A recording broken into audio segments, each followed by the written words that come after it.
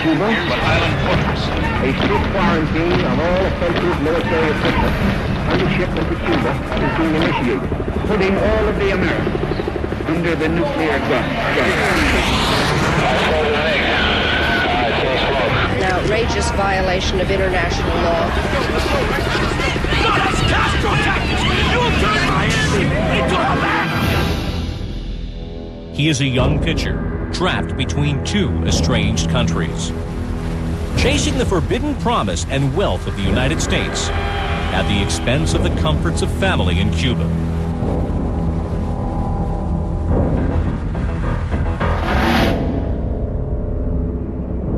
This is his story. How setting his heart on pitching in the U.S. makes his life even more difficult in a land where conformity and want are the norm. This is the story of the sports agent who works not only for the pitcher's escape, but sues a $3 billion industry in hopes of a massive payday. There is the anonymous fixer who travels to Cuba at personal risk to advance the escape.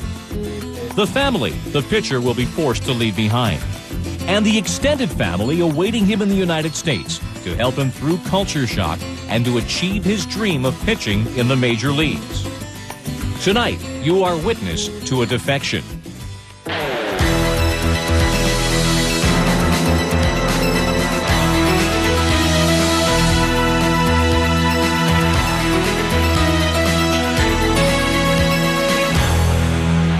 How deep in Cuba is the love of baseball? Back during the Cuban Missile Crisis in 1962, when American spy planes photographed soccer fields on military bases, American intelligence became convinced that Soviet forces indeed were on the island. Cubans, they play baseball so well and so proudly and so often against a backdrop of Cold War politics. It is 10 years this month since the first Cuban baseball defector, Rene Rocha, arrived in the United States. Currently, there are 9 Cuban defectors playing Major League Baseball.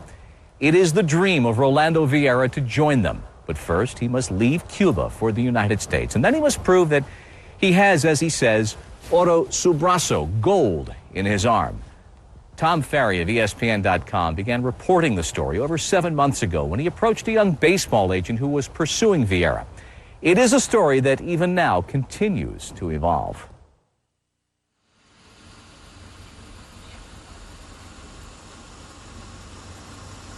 It's winter in upstate New York, but 28-year-old baseball agent Joe Kioski has his mind firmly in the tropics. This is from the 1999 Cuban Championships. Kioski's never met Rolando Vieira, never even seen him in person. I have no idea, height and weight. I mean, it's just eyeball. I really have no idea on his stats. Getting statistics out of there is very difficult. I couldn't give you a birth date, but it's my understanding he's 24 years old. Rolando Vieira, cuarto pitcher que utiliza Carmona. In fact, Kioski knows little more about Rolando Vieira than what he sees on this bootleg video. But already he knows he wants to be his agent. And already he's decided to help the left-hander get out of Cuba. If you've got a left arm and a pulse in this country right now, some major league team is going to call you. So I think Rolando will have a very successful career over here. Based on his experience with Cuban defectors, Kioski says helping Vieira could cost him $50,000. Getting them out, housing them, putting clothes on their back. I mean, when these guys defect, you're talking about a guy wearing a shirt, pants, and shoes, maybe. So when he gets out, you're talking every meal, a toothbrush, clothing, transportation, the residency paperwork. Kioski's parents and friends think he's crazy, gambling his life savings on mysterious Cuban players. A former minor league bat boy, Kioski has spent 3 years trying to sign a Cuban who will merit a big money contract. Right now, Cuba is like no place on earth, and the comparison that I make is in the Dominican Republic right now, there's something like 1,200 to 1,400 baseball players from the Dominican Republic under professional baseball contract, from the Dominican rookie leagues to the major leagues. Right now, there's something like 35 Cubans under professional contracts. Kioski heard about Vieira from Vieira's former teammate, Adrian Hernandez, who defected last year and made his debut this year with the Yankees. Hernandez, whom Kioski knows through an associate, told him Vieira wants to leave Cuba.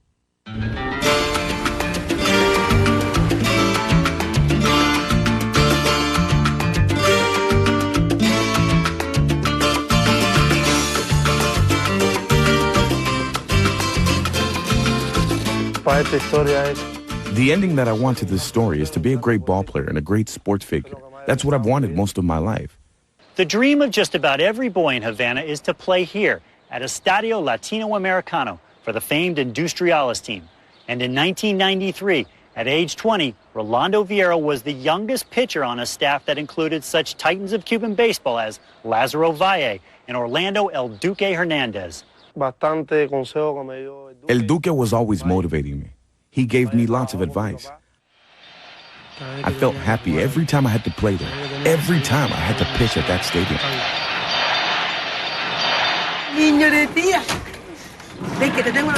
Vieira's father, also named Rolando, took great pride in seeing his son pitch for Industriales, considered the Yankees of Cuba. People would shout Vieira. I'd yell something else from among the noise of the crowd, and he'd see me. When he went to the bench, he would raise his head and look at me. For some, baseball has produced the good life. Visit Industriales pitcher Lázaro Valle near Guanabo Beach on the outskirts of Havana. His home has a porch, a garden, and a pool. Nothing a major leaguer would envy, but the stuff of dreams in Cuba. It's true. I have a very pretty house. I thank the state a lot for that. You have to recognize that the Cuban government pays special attention to its athletes, and even more when they're veterans who have played on the national team. This is a lifestyle Vieira's first wife, Laura Ina, desperately wanted. We lived in a tiny room, him, our son, and me, in my mother-in-law's house. If he made the national team's roster, then they'd give him a house and we could live better. Sometimes after a loss, Laura Ina says she would get so angry she wouldn't talk to Rolando for a week. He knew he had to win. That was an obligation. Because I went to the stadium every day. I was pregnant with my son sitting on those hard benches. How could he lose? No, he had to win if he could. But on that legendary Industriales pitching staff, Vieira saw a few innings. Then he missed the 1994 and 95 seasons with hepatitis.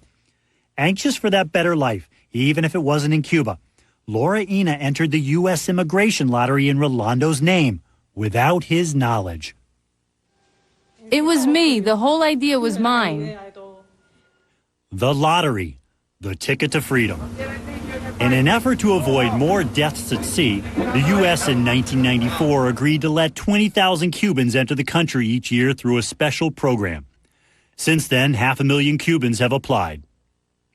I put him down. I was rash, knowing that it would hurt his game, but I didn't care. By 1999, Vieira was finally getting a chance to prove himself, due in part to the defection of El Duque Hernandez.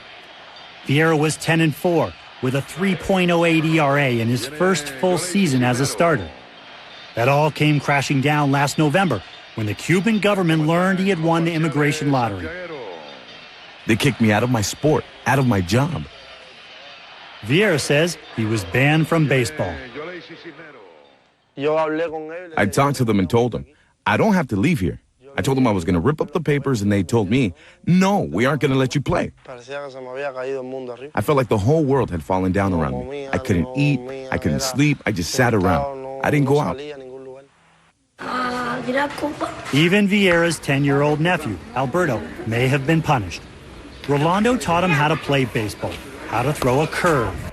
But soon after Rolando was banned, Alberto was denied a spot on the city select team, leaving his mother to wonder if it was because he wasn't good enough or because he has the wrong uncle. They cut little Alberto. They say he didn't meet the height requirements, among other things. He was batting .240 when he had to be batting .300. Many people believe that because of the problems my brother had after he won the lottery. They think it could have been because of that. Vieira's become someone to avoid. Former teammates shun him. They'd see me in the street and wouldn't say hi to me. Maybe the National Commission asked them not to say hi to me because I was, as the saying goes, a little immigrant. I was going to leave the country. Without baseball, Vieira feels he has no choice but to leave the country.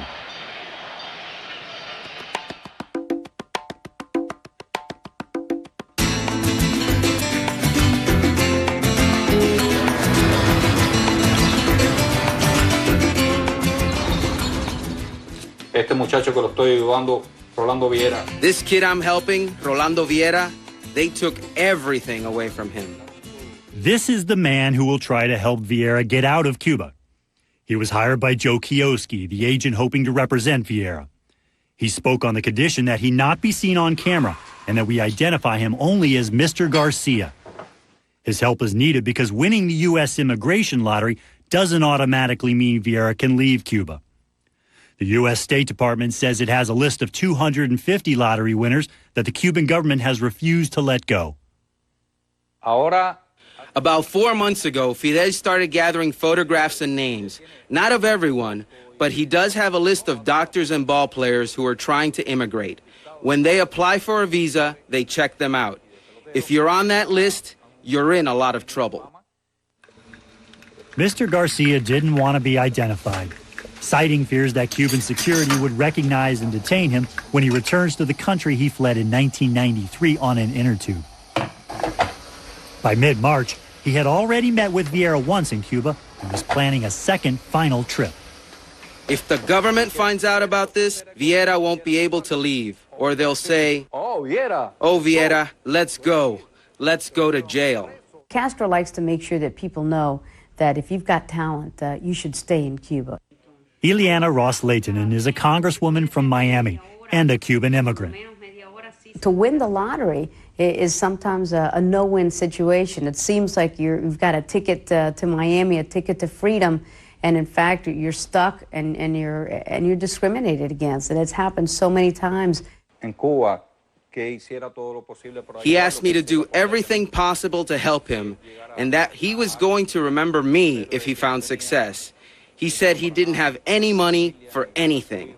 Not for his family, not for his son, not for himself, because he was already ruined in his country.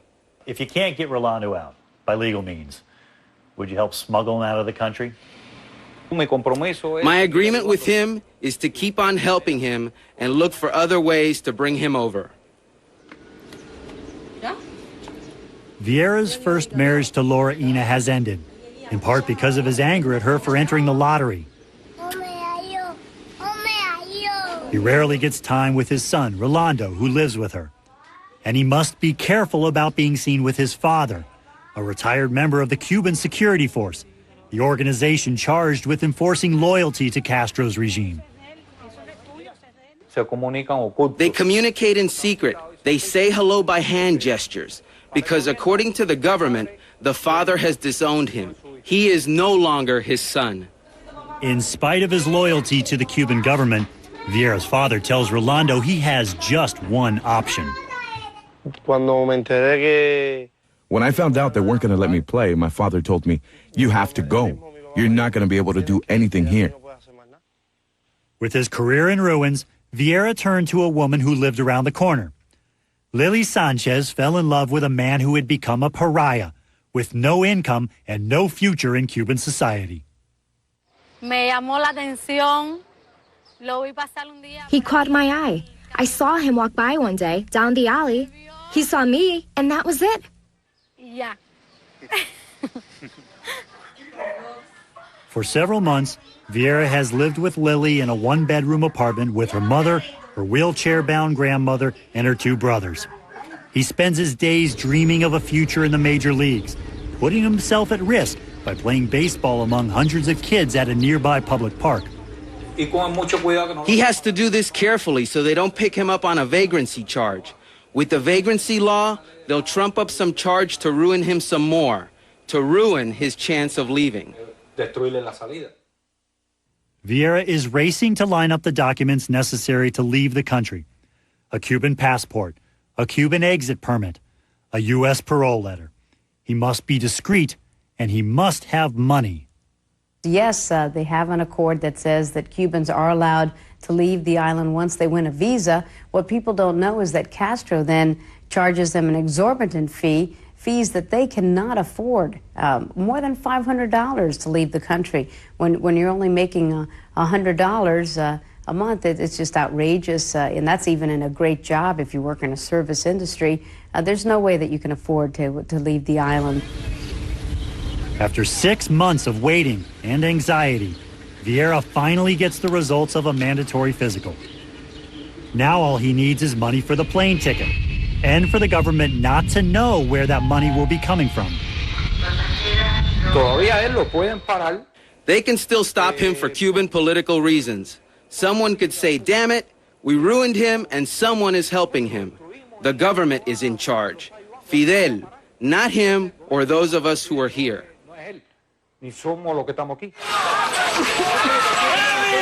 Certainly with the Elian controversy and change in leadership in Washington, now's not a good time. It's very volatile and ever-changing. Relations between the U.S. and Cuba were further strained in February when a U.S. judge turned over funds from a Cuban bank account to the families of Cuban exiles whose prop planes were shot down by Cuban MiGs. I didn't see the MiG. I saw smoke and a flare. I saw the MiG. I saw smoke. And Castro had cut off many of the phone lines into Cuba, making it hard for Mr. Garcia to reassure Vieira that he's coming soon with the money to get him out. Communications are difficult even within the U.S. Kioski doesn't speak Spanish, so all talks with Mr. Garcia are through Kioski's business partner, Danny Martinez, a former minor league player who lives in Tampa. Hello. In May, before Kioski and company can finalize plans with Vieira, the story takes an unexpected turn. Tuesday morning, around 1 o'clock in the morning, I get a phone call from Danny Martinez. He said, Joe, Rolando's in the States. Next, what happened? How could Rolando Vieira, so closely watched by the Cuban government, suddenly arrive in the United States? Is there? Cuban baseball players have defected in a variety of ways. El Duque, Orlando Hernandez, took to the sea on a fishing boat. Rolando Arroyo walked away from the national team at the Atlanta Olympics. Adrian Hernandez simply told authorities he was flying to Guatemala on vacation. For Rolando Vieira, though, there was a plan for his escape from Cuba, and as we've seen, his arrival in the States was most unexpected for the men choreographing his baseball future. And if Vieira could enter the U.S. without their knowledge, what else could go wrong? Tom Ferry resumes the story now with Vieira's surprise arrival. I was at home and received a beeper from my friend, was 911. So obviously I knew there was something important. And when I called him back, he had told me that Vieira was in the United States.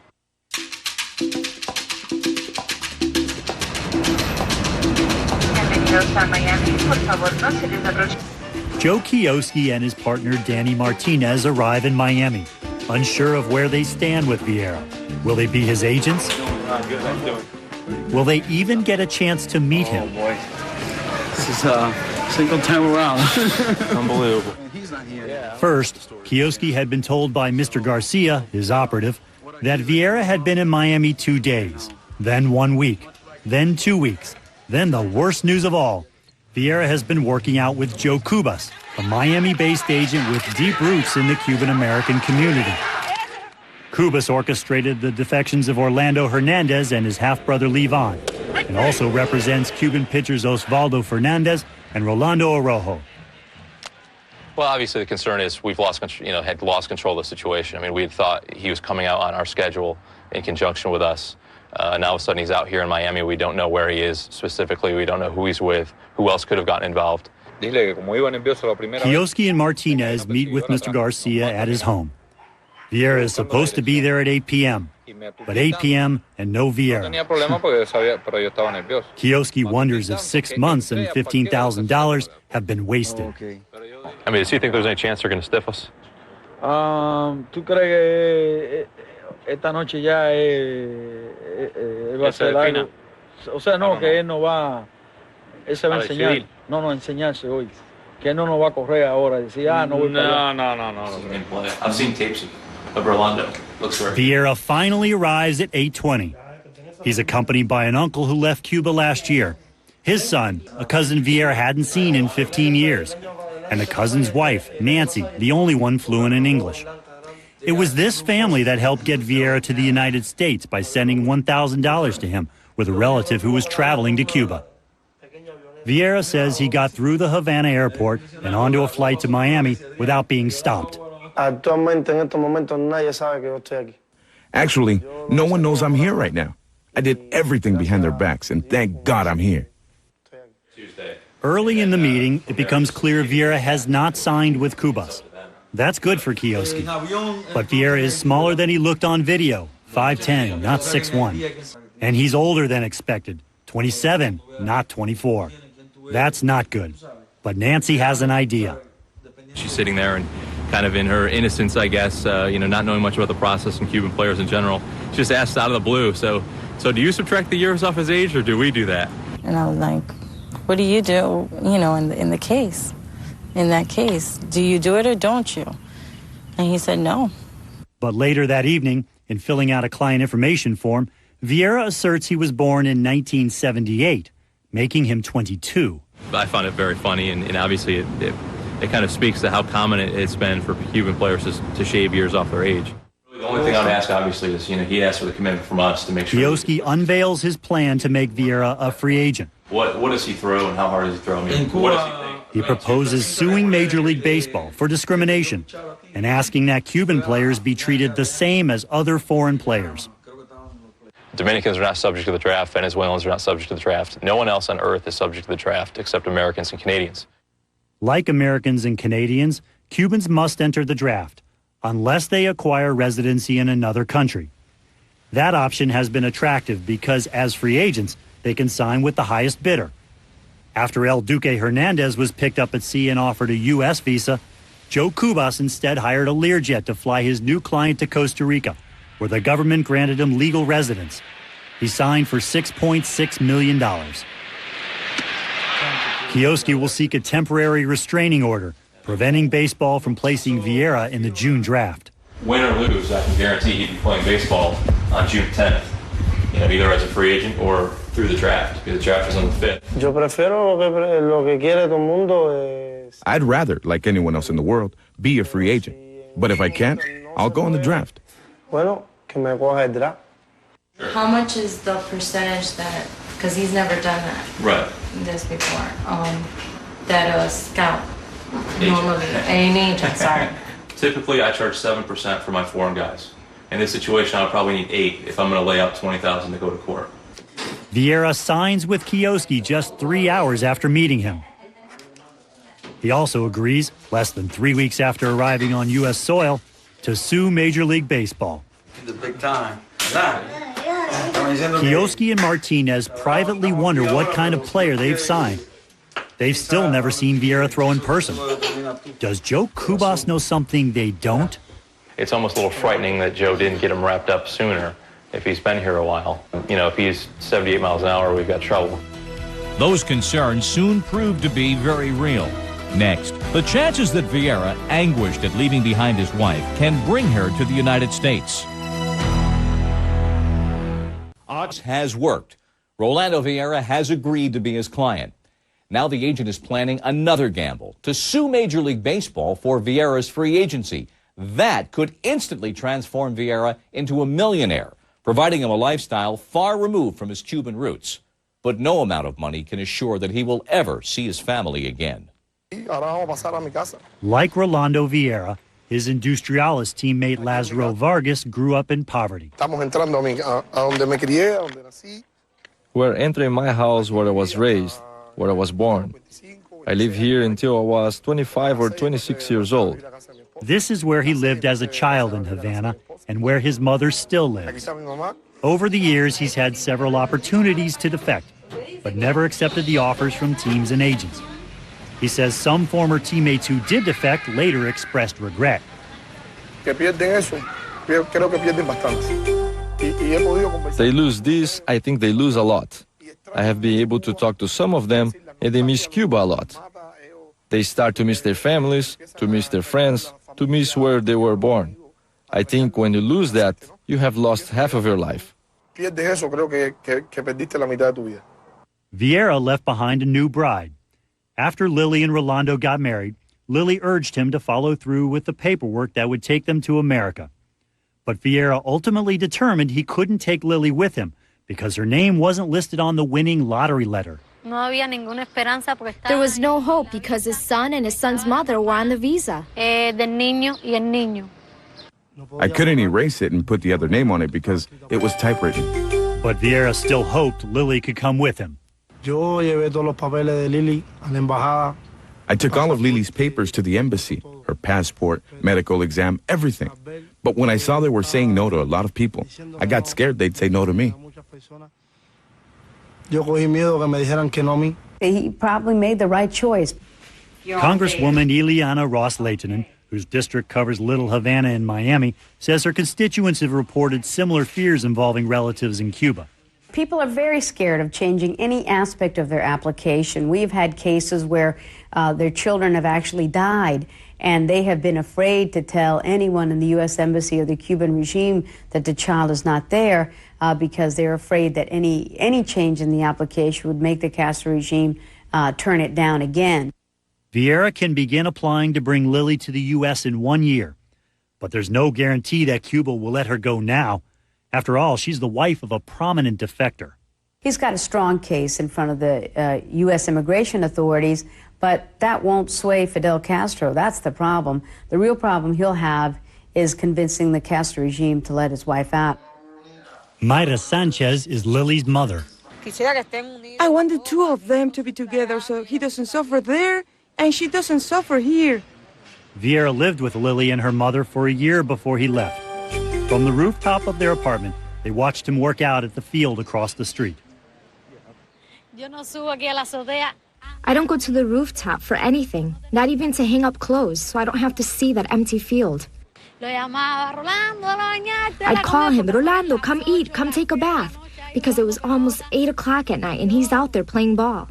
I don't come up here now because I don't want to be crying all day long. It's even less certain he'll ever see other family members. His mother. It's the first time we've been apart. I'm very depressed, you understand? But he's the only son I have. I have 3 children, but the other 2 are girls. I only have 1 son. His nephew. What do you miss most about your uncle? That he's not here with you. Perhaps even his son. Tell your daddy not to forget you.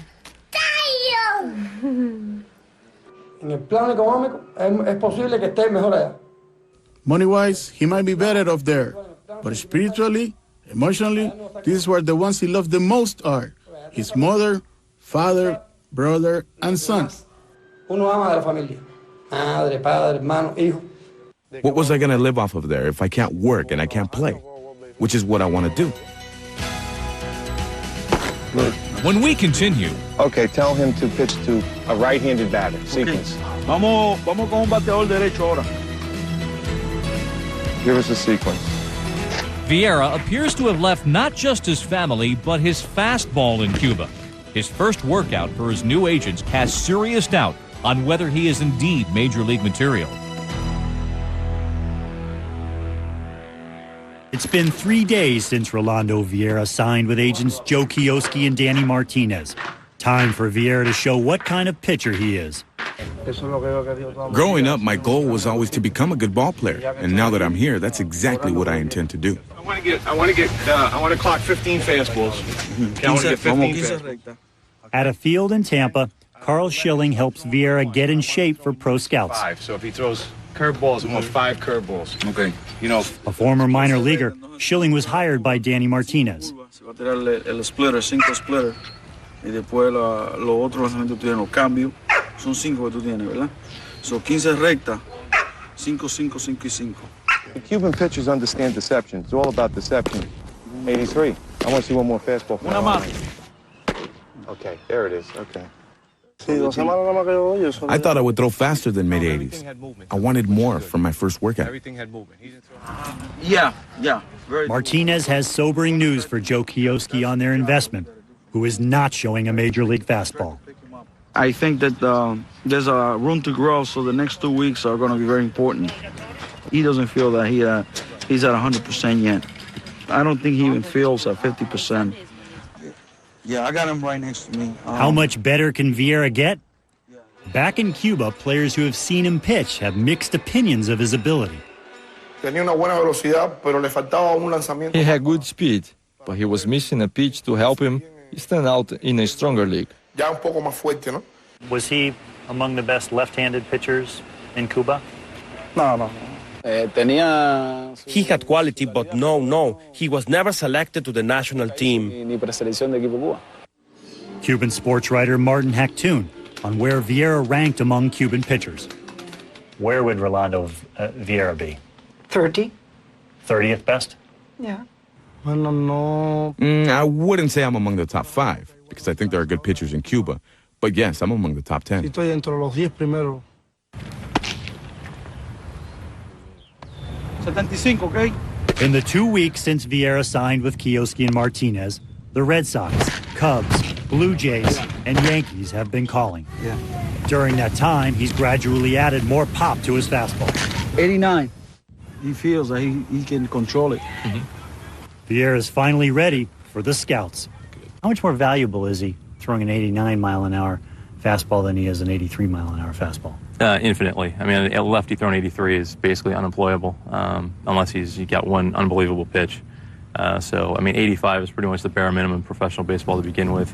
88 is considered average for a lefty. And 88. If he gets up to 90, 91, it's an above-average fastball for a lefty. With that complement of off-speed pitches, he could be a premium guy. Tomorrow, Kioski and his attorneys will seek a temporary restraining order to prevent Major League Baseball from placing Vieira in next week's draft. It's the first round in a lawsuit that asks baseball to treat Cubans the same as other foreign players and make them free agents. It's not, live or die tomorrow, but it's obviously a big thing. If we win, it definitely sends a message to Major League Baseball, and potentially he'd be, under contract a week or 10 days from now. The next day, with dress clothes borrowed from his cousin, Vieira walks into federal court in Tampa to challenge a $3 billion business. This is an underlying civil rights issue. Why are Cubans being treated different? It's really no different than the Irish need not apply signs in New York City, 80 or 100 years ago. Fact of the matter is, Mr. Herrera made a decision to come to the United States and to seek residency, permanent residency here in the United States. Baseball's interpretation of legal resident as being someone who's simply here lawfully is simply not the definition which the rest of society uses for all other purposes. Residents of the United States, like Mr. Vieira, are treated as they have to go through the draft. It's simply a way of exploiting the situation in Cuba. Vieira, who doesn't understand English, nearly falls asleep as the hearing goes on for 2 hours. The judge doesn't rule on whether baseball discriminates against Cubans. That can be determined later, if Vieira and Kioski want to keep pursuing the lawsuit. But he denies the temporary restraining order, saying Vieira won't be irreparably harmed if he goes in the draft, now just a day away. There's no time for scouts to see him. When I learned we hadn't won the case, I said I wasn't going to play ball anymore because I'm not like the other Cuban ball players who have come here illegally. I came here legally, with a visa, with my passport, with all my legal papers, and they didn't let me become a free agent. I was depressed. Boston selects ID 3269. The next day, he's drafted by the Red Sox. Vieira, Rolando, left-handed pitcher, Cuba. Is he good with everything? I mean, he obviously understands he was drafted by the Red Sox in the 7th round. Is he good with that? I mean, clearly we had mentioned that was, that's what was going to happen if we lost.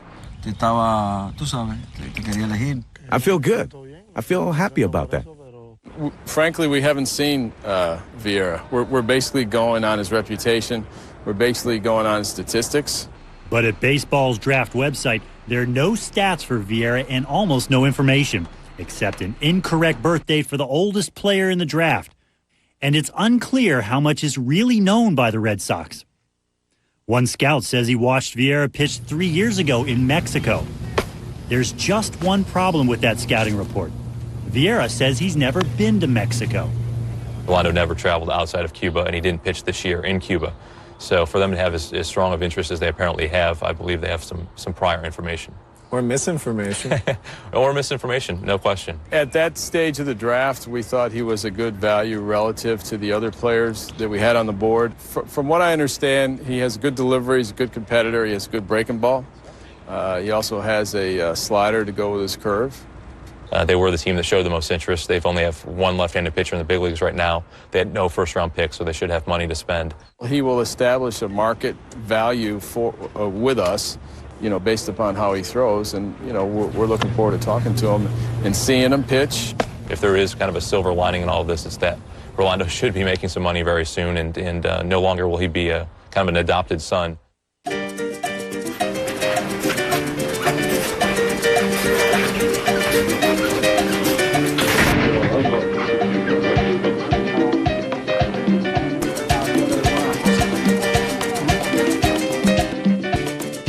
10 days after the draft, Vieira finally works out for the Red Sox before the team's game at Tampa Bay's Tropicana Field.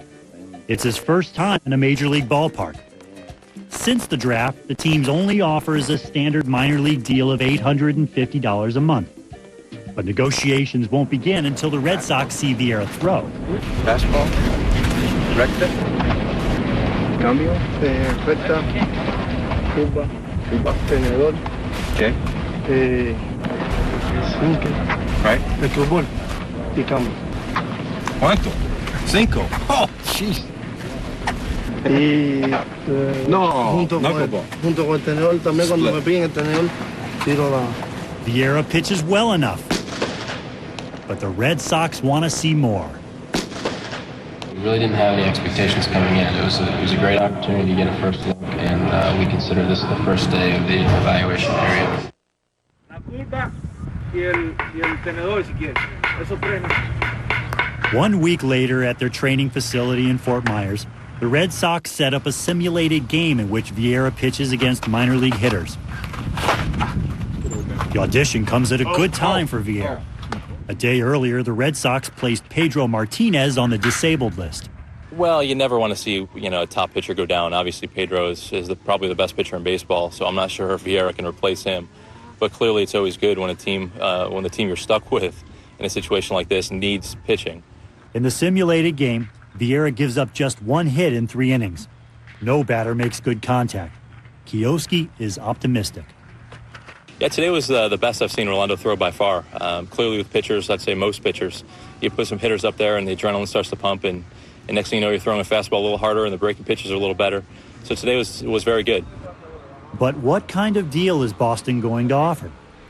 Without the negotiating leverage of a free agent, Vieira is stuck. He's hoping the Red Sox offer at least enough for him to send money back home to Cuba. After all, he's trying to support an entire family. Tengo a mis padres, a mis hermanos. What can I do? I have my mother, my father, my son, my sister, and a lot of family to think about. If the offer's too low, I won't sign. I'll try again next year. Obviously, they're going to make the decisions that they feel are in their best interests, and at the same time to try to get him for as little money as possible. So he just needs to kind of hang out, get some rest. My recommendation for him is just to hang out in Miami, get some rest, enjoy being with the family for a few days. Because the phone could ring and he could be gone for the next 4 months. With Vieira on edge and the Red Sox needing pitching more than ever, negotiations begin. Next, is there a deal to put Rolando Vieira in uniform?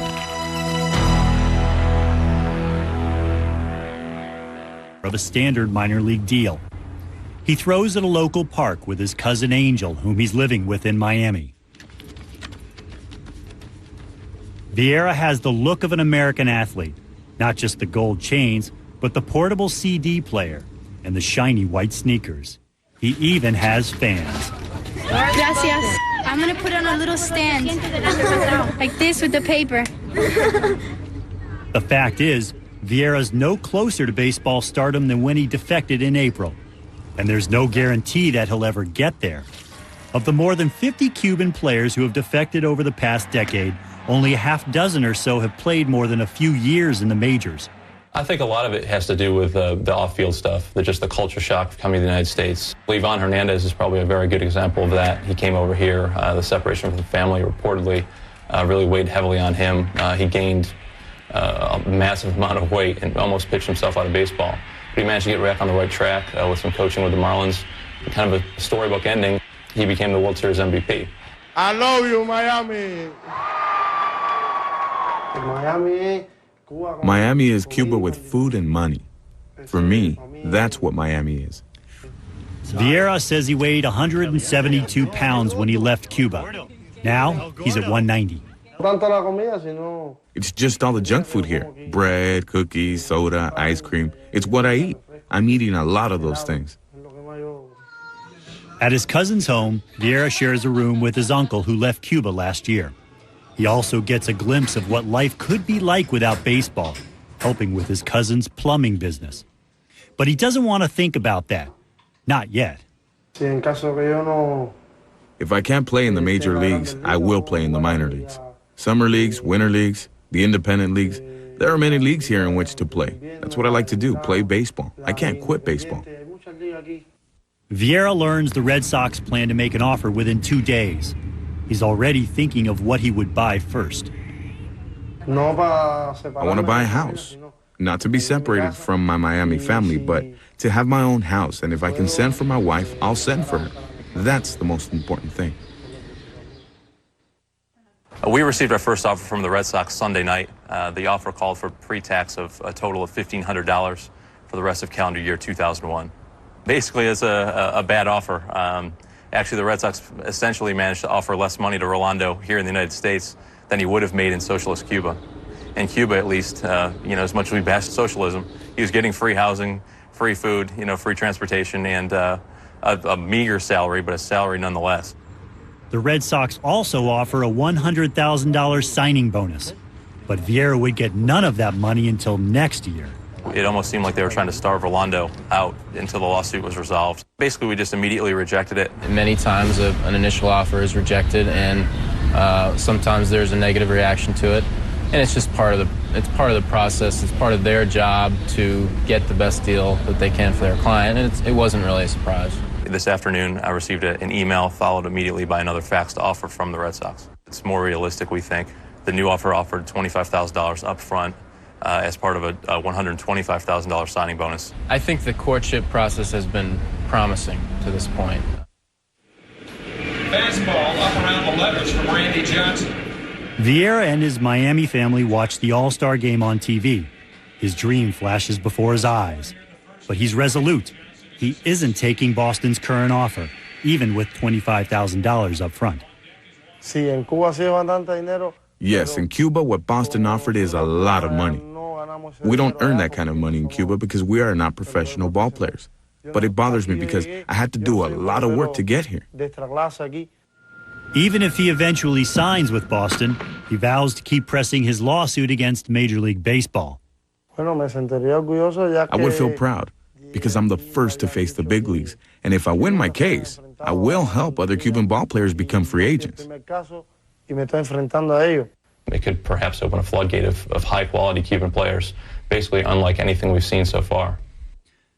No matter what comes of Vieira's lawsuit, career, and life, he says he's sure of one thing: he won't ever regret defecting. It was worth it because I couldn't stay in Cuba since they didn't allow me to play ball. And what I want to do is play ball. I feel happy here in this country. Here, I can achieve what I dream. In Cuba, it's not like that. I would never be able to achieve my dreams in Cuba. Never.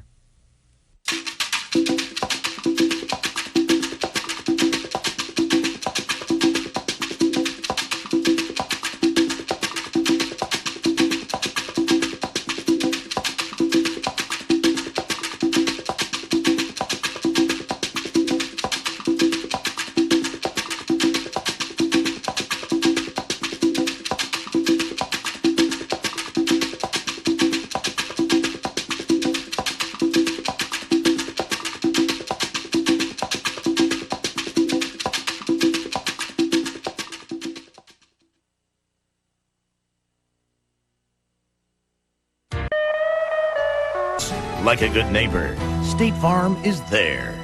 Rolando Vieira's story is one of hope and fear, of politics and profit. And it proves, even in the wake of Elian Gonzalez and the vigil on Castro's health, that nothing is as simple as starkly drawn political boundaries would have us believe. For Outside the Lines, I'm Bob Lee.